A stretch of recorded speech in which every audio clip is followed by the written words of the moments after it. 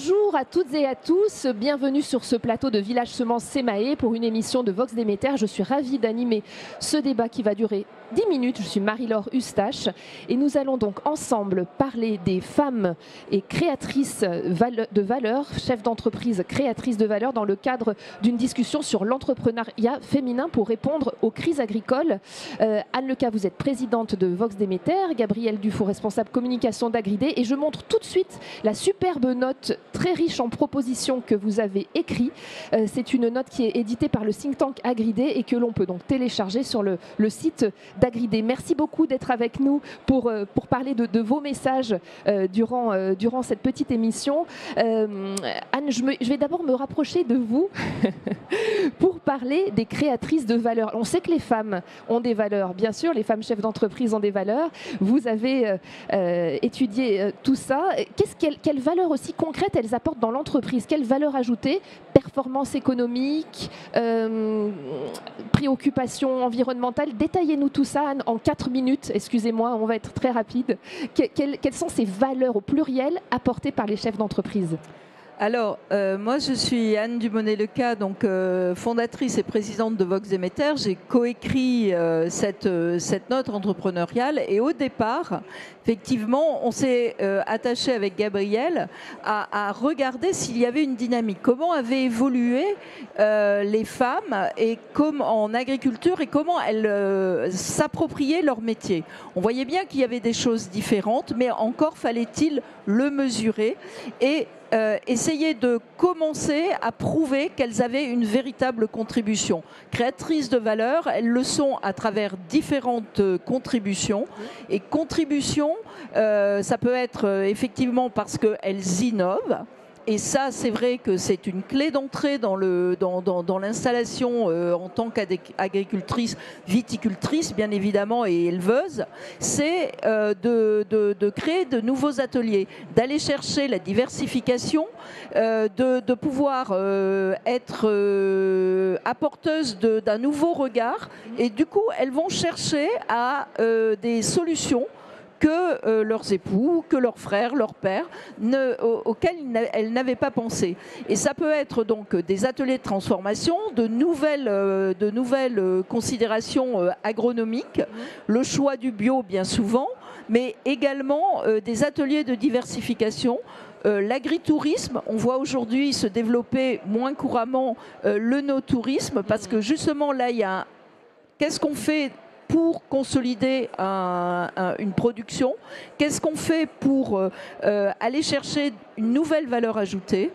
Donc à travers des innovations à la fois agronomiques, des changements de culture de production. Ça peut être les deux d'ailleurs. Culturels, mais elles apportent aussi des changements culturels. On les verra tout à l'heure à l'inverse avec les freins qu'elles peuvent dégager.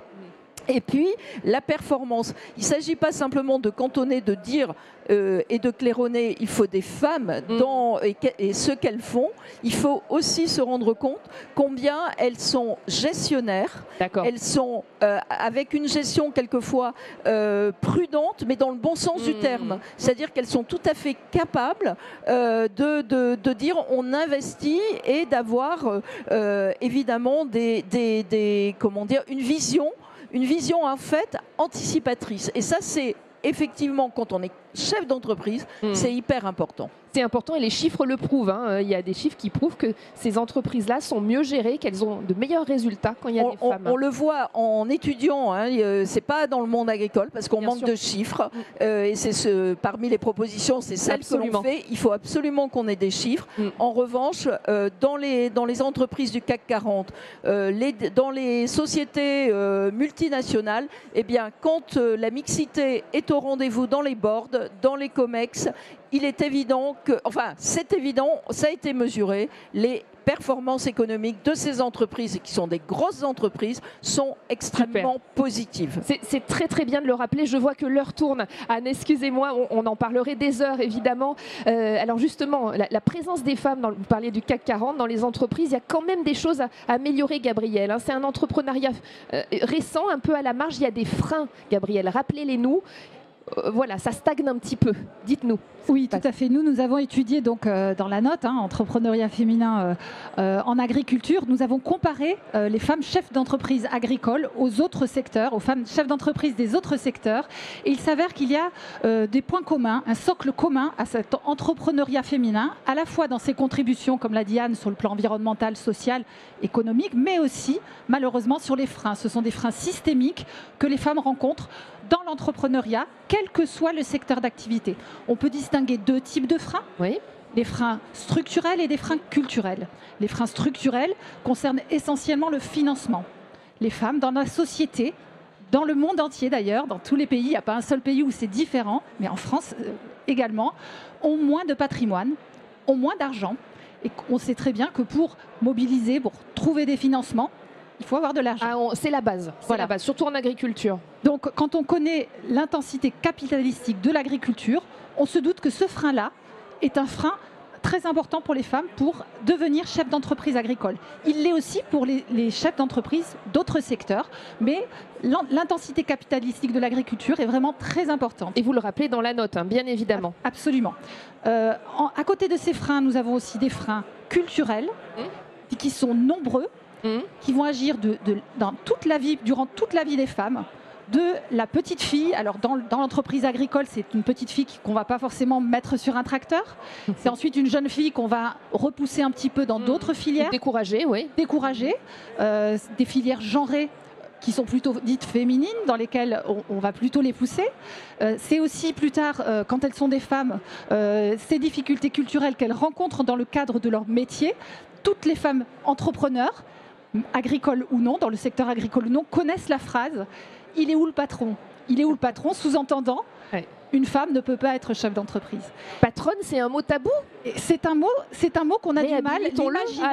L'imaginaire du chef d'entreprise est plutôt masculin. Et justement, sur le plan culturel, les valeurs qu'on associe à l'entrepreneuriat, oser, risquer, avoir du leadership, manager, sont dans notre imaginaire plutôt rattachés au masculin. Et on l'a vu pendant les crises agricoles que c'était un mouvement en 2024 très masculin aussi. C'était une démonstration de force avec les tracteurs. Et pourtant, Anne, elles étaient bien là, absolument, un peu plus dans l'ombre. Et c'est vrai que voilà, il y a toute cette représentation mentale et sociale à changer. Merci beaucoup. Alors, l'heure tourne, mesdames. Je vous amène alors pour être positif aussi et puis reparler de la note et de ses propositions. Il y en a 44, donc ça fait beaucoup et c'est super. On voit qu'il y a vraiment un vrai chantier.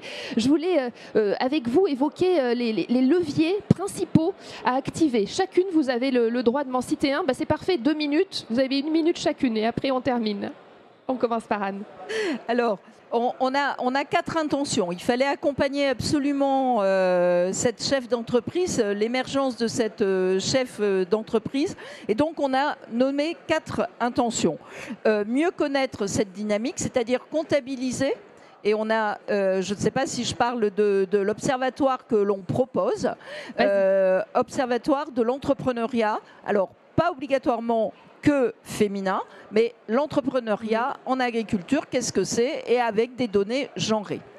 Peut-être à toi, du coup, ça serait bien qu'on alterne. Oui, bien sûr. Alors, justement, par rapport à la culture entrepreneuriale dont je parlais et qui manque plus aux femmes qu'aux hommes, les femmes ont moins d'exposition entrepreneuriale dans notre société que les hommes. Donc, face à ça, on a mis une série de propositions pour booster la culture entrepreneuriale. Alors, il y a notamment vraiment une proposition phare qui est celle de la création d'un réseau de chefs d'entreprise agricoles, ou bien, à défaut de la création de ce réseau, on conseille aux femmes, chefs d'entreprise, et aux hommes d'ailleurs, d'adhérer à des réseaux de chefs d'entreprise. Comme le CJD, par exemple, Gabriel, Centre des jeunes dirigeants, ou FCE, femmes chefs d'entreprise, il en existe beaucoup, ou l'APM.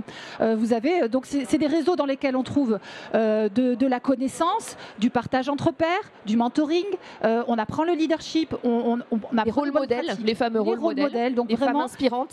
Ça, c'est vraiment quelque chose dont on a à cœur et qu'on conseille aux femmes en particulier.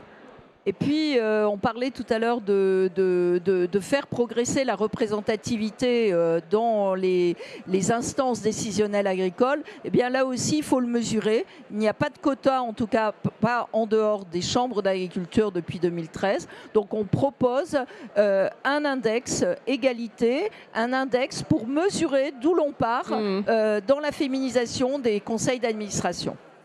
Voilà. Et puis, dernier mot, Gabrielle. Dernier mot, voilà, c'est l'information. C'est-à-dire que les femmes chefs d'entreprise manquent d'informations juridiques, toutes sortes d'informations de santé, sanitaire, etc. Donc nous, notre proposition, c'est de regrouper ces informations. Eh bien, c'est parfait, parfait. Merci beaucoup pour cette contribution.